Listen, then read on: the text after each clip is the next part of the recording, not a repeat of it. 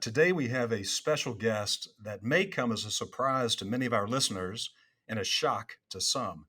Our guest is widely considered to be the most successful medical malpractice defense lawyer in the state of Georgia.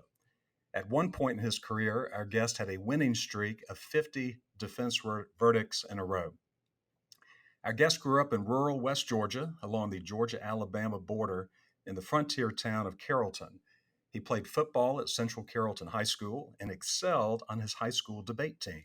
He consistently defeated the debate teams at all the fancy high end private schools in Atlanta and led his debate team to numerous statewide and national championships. He graduated from West Georgia and went on to the University of Georgia Law School. And from the beginning of his career, our guest has defended doctors and nurses accused of medical malpractice. He started his own defense firm back in 2005 with his wife, Molly, who was also his law partner and a highly accomplished lawyer in her own right. He is a member of the prestigious American Academy of Trial Lawyers and just recently received the Lifetime Achievement Award, the highest recognition given by the Chief Justice's Commission on Professionalism, for his pro bono work in the community. And lastly, and most importantly, our guest is the father of seven, yes, seven children, including one son who practices law with him, another son who is a lacrosse player at Princeton, and a cheerleading daughter at the University of Georgia, all high achievers like their father. I've tried many cases against this defense lawyer, sometimes coming out on top, sometimes coming in second. And I can tell you, he is the ultimate professional, a skilled courtroom opponent, a highly ethical lawyer who always fights hard for his clients. When a doctor or nurse gets sued in Georgia, our guest is almost always their defense lawyer of choice. So it is my pleasure to welcome to the show Mr. Paul Weathington. Paul, welcome to Face the Jury. Lloyd, thanks for having me. And you read my bio that I wrote very nicely there. Uh, that was way too much. I appreciate it coming from you, a most worthy adversary in these cases. I appreciate all those nice comments. Well, this is my pleasure, and I'm really happy to have you here on the show. And since I'm sure you are a regular listener to my podcast, Face the Jury, you know that this podcast is focused primarily on the issues of medical malpractice from the patient's point of view. So you are my first guest to bring the doctor's point of view, the nurse's point of view, being on the other side of medical malpractice cases. So I want you to tell us, first of all, how you came to focus your professional life on defending medical malpractice cases. It's not that noteworthy of a story. I practiced big law here in Atlanta at Troutman Sanders and then with David Flint. I got recruited to go back home to Carrollton to the Tysinger firm out there that had a niche practice in medical malpractice defense in the West Georgia area. David Tysinger developed a bunch of great clients, the Houston Clinic and Tanner Medical Center and groups in that region. And I was lucky enough that he asked me to help him with cases, and I sort of stumbled into it. Tried my first case by myself with Lance Lurie as a co-defense lawyer before he saw the light and matriculated over to the plaintiff's side. But that's kind of how I ambled into it. And then I was lucky enough to be trying a murder case in Carrollton while Hunter Allen was trying a malpractice case the same week. I was in Superior Court. He was in state court. I gave him the lowdown on Carroll County juries and that kind of thing. And next thing you know, he talked me into coming back to Atlanta and putting silk stockings on again and working, doing a lot of Emory's defense. And I'm very honored to have David Tysinger and Hunter Allen as mentors.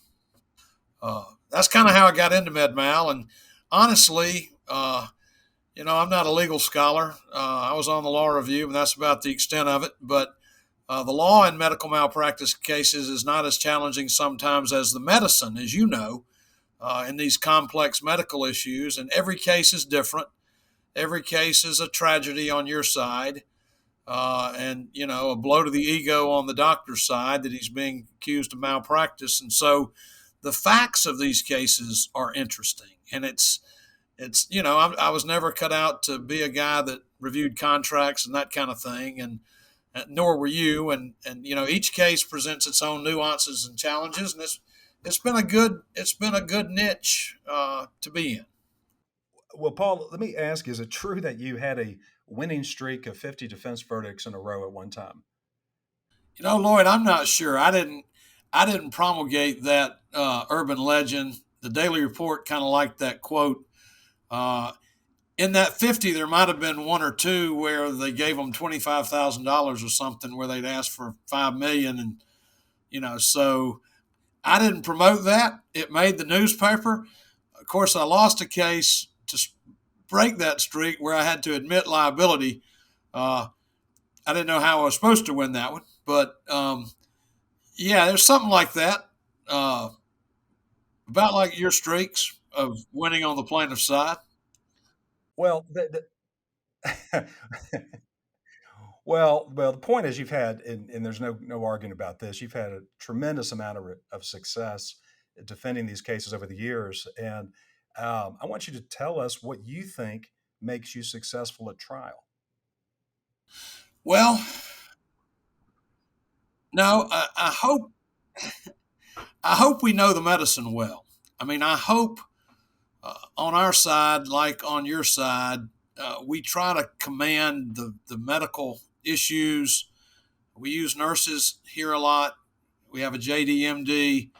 We try to get the best experts. We try to be on top on the medicine. But I think young lawyers and certainly plaintiffs' lawyers who are successful will agree, you got to win the jury. And so uh, I've always tried not to do anything to hurt my case with the jury, and not to put myself in a position where the jury would not like my client because they didn't like something I did. So I think trying to win the case in voir dire uh, is very important. Getting off on a good footing with the jury and trying to connect with some jurors, and uh, not doing anything out on too many limbs that would alienate any strong members of the jury uh, who might sway the jury against you. So, other than just making, I hope, an organized presentation and dumbing down the medicine for everybody, but knowing the medicine, I just think connecting to the jury from the start to finish. A little levity here and there, not too much, so that you are making frivolous or trivial, a heartbreaking injury on the plaintiff side, but enough occasionally to cut through the tension of a trial. Just the right balance of that with hopefully, same wavelength of connection to the jurors, uh, and it's sort of like Russell Crowe in the Gladiator movie. You got to win the crowd, and you win your freedom. And so, look, I admire what you've done when these judges have allowed you to use your voir dire technique of going for the first couple of hours and then letting the defense go. I mean, when judges have let you have unfettered access to a jury without the defense speaking for a couple of hours, I've always felt like we're behind. We're behind winning the jury from the start, and that's why when you do that, it's no offense. I object to it because I'd rather be able to talk to the jury a little bit too, and not let you have all the mic time. But I think there's no big mystery to it. I mean, I think you want to be organized. I think you don't want to waste the jury's time. I think you avoid as many fights as you can, and you don't do anything that's going to bring disrespect or a bad ethos for your client in how you conduct yourself. And you never want to lose a case because the jury didn't like you as the lawyer. So because your clients can do a good enough job of that of making the jury mad on both sides. Sometimes, yeah, that's definitely the truth. One of the things I've seen you do, Paul, that I think is very effective is When I'm having this unfettered access with the jury, you're not just sitting there passively. You're memorizing all their names. So you have this great capacity to stand up in front of the jury for the first time, and all of a sudden you're talking to them by name without having to refer to the jury roster. So it seems like you have more familiarity with them than, and of course, everybody's favorite word is their own name. People love to hear their name, and I think you've included.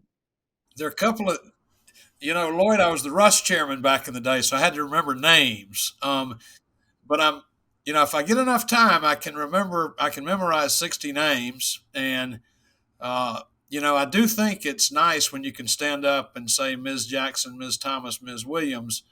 But you guys are freezing me out with these paddles with numbers on them, and taking away that little trick. But the only thing you got to worry about, if you mess up one name, that juror is going to hate you forever. So you better know that you've got them all. And so I'm always worried that I'm going to miss one Ms. Williams or Ms. Thomas, and she's going to hate me forever because I didn't really care about her. So now Tony Del Campo, when he was a judge, he would do the same thing. So he may want to rival me on name memorization, but I do think it just shows too you're paying attention, and it shows that hopefully they think, well, that lawyer's pretty sharp. He knows all our names already.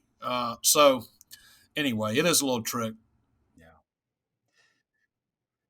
Well, let me ask you some harder questions because I talked to a number of my colleagues who were aghast that I was having you on my podcast. They're like, "Well, it's a plaintiff's podcast," and I said, "Well, not really." I said, "It's a podcast for that focuses on issues of medical malpractice," and I couldn't think of a better guest than to have you on here to talk about your experiences. What are the three biggest mistakes you consistently see plaintiffs' lawyers make in trial? That's pretty good. Um, one of them, lawyers can't resist the urge to hear themselves talk, and I think overdoing direct examination, and keeping a witness on direct up there for 2 or 3 hours and going over the same things. I mean, that's that's uh, that's one thing. Um, you know, Holding back the cards, maybe something on both sides, something that's not produced in discovery, and suddenly comes up at trial, and that sort of thing. I think that can hurt either side. Uh, but I do think overdoing it sometimes. I like a style that you've got or you've had in the last few trials where you start the examination of an expert with the 3 points you're going to make with them, so that that's signposted for the jury and that's in their heads. Then you come back to them. Then, even if you don't deal on it too much, it's at least in the minds of the jurors the points you're trying to make. You know, uh, you gotta, you gotta, you got to know how to handle the sympathies and empathies of witnesses. I mean, uh, you can go too hard on a witness. I mean, I've done that myself where I felt like I was too tough on an expert. Uh, you know, some jurors are going to sympathize with these doctors who've been sued, who were just they were in the emergency department, they were just trying to save somebody, and now you're beating up on this poor guy too much. I mean, I think you gotta balance that. But those are some of the things I see. I think you touched on a hugely important point, which is the credibility of counsel, and it doesn't just, in my view, it doesn't just start in trial. It starts from the very beginning of a case. I mean, are you presenting a case that's been properly vetted by experts, that's been properly researched, where the attorneys have put in the heavy lifting to clearly lay out what the claims are? Because I'm I'm very pro doctor. My father was a doctor. My uncle was a doctor. I'm very pro medical profession, um, but I'm pro good medicine, and I'm very unforgiving personally if I feel like people don't do right by their patients. But the credibility is so important on both sides. If the defense tries to hide something, I'm going to point it out a few times, and I've seen you do the same in court. So that's a really important point. Now I need to be balanced here, Paul. I asked you three mistakes you see plaintiffs' lawyers make. I want you to share with me what the three biggest mistakes are that you consistently see other defense lawyers, not your firm, but co-counsel, because you're almost always in trials with other defense lawyers. What are the three biggest mistakes you see your colleagues make? Won't ask you to name names, but just generally speaking. Well, one of those would be, again, it kind of goes with that lawyers loving to hear themselves talk. I mean, uh, when there's an expert primarily against my defendant, and I feel like I've got that expert where I want him on cross examination, and then a co-defendant who doesn't really have a dog in the fight with that expert gets up and starts asking a bunch of questions, and they take 30 minutes of time and they kind of muddle what I thought was in a really good position, and the jury forgets maybe the zinger I thought I had left the jury with this expert, and they sit down, and I'm like, why in the hell did you just screw up my expert there? I think too, you know, you get lost in things that don't matter to the jury too much. I mean, an hour examination of an economist, who's simply multiplying average work life expectancy by wage or earnings, and reducing it to present value, to question them for an hour on exchange rates and all kind of other things, I think taxes the jury. I think I honestly, I have a little shtick with experts, and it doesn't take long, and it is what it is. And I've never won or lost a case because of the handling of an expert witness. But otherwise, it's what we were saying before, Lloyd. It's just changing your theory at trial, or uh, not coming clean with document production or medical records. I'll tell you this firm here, when people start at my firm, I tell them we overproduce, not underproduce. So if there's a document that needs to be produced in discovery, we're going to produce it, and let everybody deal with the consequences of it. Well, that's been my experience dealing with your firm, Paul. Is that uh, y'all will turn over the things you're supposed to, text messages between medical providers, relevant to the care or to the patient. For whatever reason, maybe this is just a coincidence, but it seems that your firm is maybe the only or one of the only firms in town where the professionals ever text each other during the time in question, because we don't see text messages coming out of other firms um, on a consistent basis. I'll just leave it there. Maybe those defense lawyers are smart enough to tell their doctors to quit texting. But I will tell you, and many of your colleagues know that, when we ask, do you have any texts? And then I get this text that says we should have done that test yesterday, after the patient has died. Um, it's a gotcha moment, and you wonder how in the world are we going to deal with this. But it is what it is. You rack your brain for every possible privilege that might exist, but if there's not one, you produce the document and deal with it. Right. You can't. I mean, I did defense work a lifetime ago, both criminal defense work when I was in the Army, and then I did med mal defense work briefly with Blasingame Birch out of Athens for about 2 years, and got a taste of it. And I remember Gary Blasingame, who was Mr. Blasingame to me at the time, uh, being very clear that you don't pick your facts.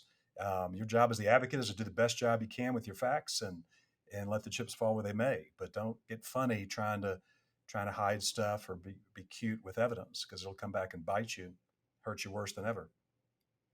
So, on that point, are there times, and I was thinking of some questions, some interesting things that would be challenging if try to imagine being back on the defense side. But are there times when you get a new client, new file gets delivered to you, you get the medical records, you review the records, and you conclude, yeah, my client really screwed up. He was negligent or she was negligent, and their negligence caused some really bad harm, just like the plaintiff says. Uh, does that ever happen to you? And if it does, how do you deal with it? It it happens. It happens often enough. I mean, we get cases that have been vetted by your side where you've had an expert look at it and your expert's right. I mean, either we missed a test, we missed a lab, uh, we misread a X-ray, uh, and with or without hindsight bias, it's a glaring, obvious miss. Fail to call somebody back to the office.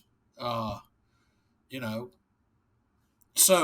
when that happens, I mean, I do think, and y'all may not believe it on your side, but most carriers these days, and I think it's going to be even better. I think most carriers these days don't want to waste money on defense costs. Uh, if they're going to be told 2 years later, we can't defend this case. They want to know it now. And I know y'all don't get many pre-suit resolutions. Sometimes that happens. I know it doesn't happen very often, but I do believe you're going to see some carriers who are doing a better job of assessing cases up front. Can we win this? Do we have a chance? What are our, is there a causation defense? Is there a damage mitigation? And let's get this to early resolution. More and more, Lloyd, I do think that carriers are viewing cases that way.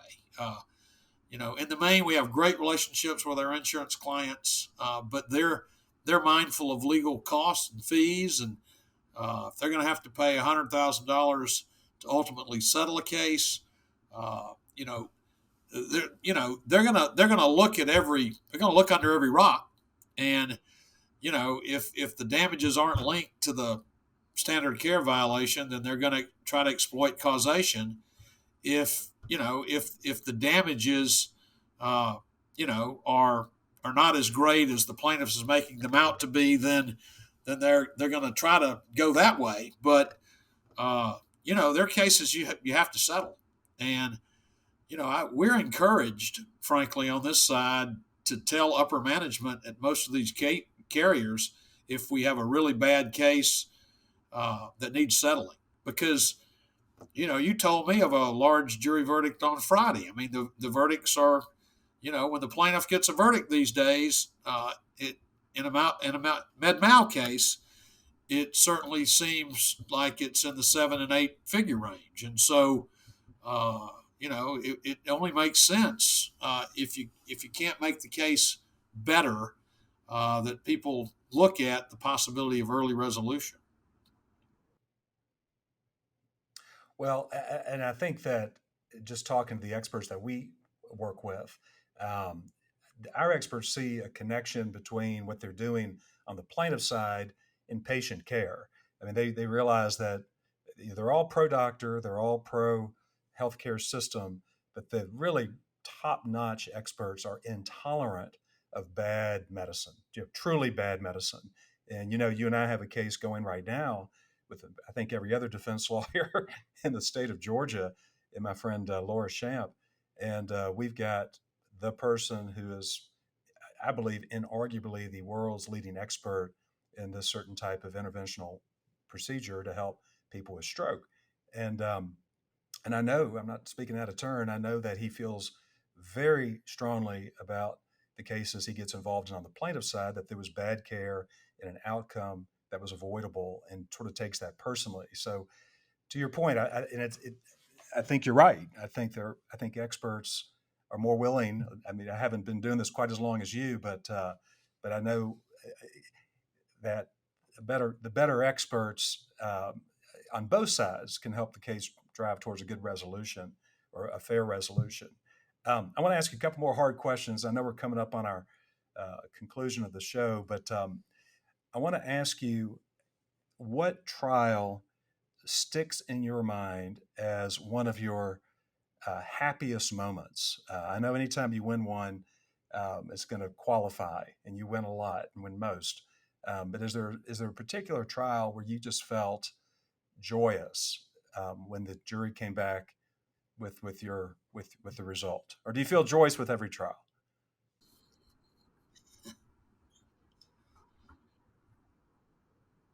I can't single one of those out. Uh, we love to win, and I whisper in my doctor's ear before the jury comes back, because I will say, I don't care how old you are, how long you've been doing this, that moment when the jury's about to read the verdict, it causes a vasovagal sensation.